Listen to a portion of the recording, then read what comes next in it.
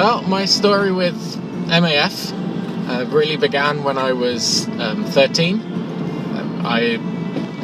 Maybe a little bit before that. I've always had an interest in aviation. I was the kid who, if you give him a box of Legos, would usually make something like an aeroplane or something like that, a helicopter, anything kind of aircrafty related. A friend of mine at church introduced me to them and said, talked to me about this organisation that used aviation in parts of the world where you can't get to otherwise. And in the course of that, in reading one of their magazines, I discovered they needed aircraft engineers. And it was one of those moments where the words in the magazine just highlighted and jumped out at me.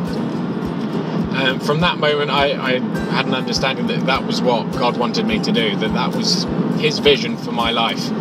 So I contacted MAF at the age of 13 and asked them what I needed to do, what I needed to get to be able to become an aircraft engineer for them. And they said I needed a license, I needed some experience.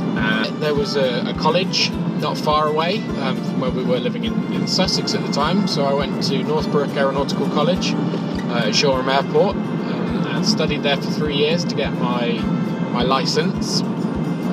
Following that, I had the opportunity and went out with MAF to Uganda actually for 8 weeks to see the hangar and to get my first kind of real experience working on aircraft. And it was awesome to be able to do that and see what could be a reality for the future.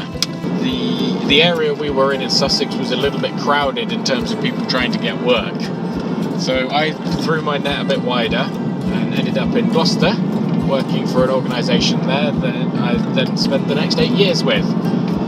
During that process of being in Gloucester for 8 years, I completed my initial training and then also added on my avionics approval as well, so that I was multi-category rated.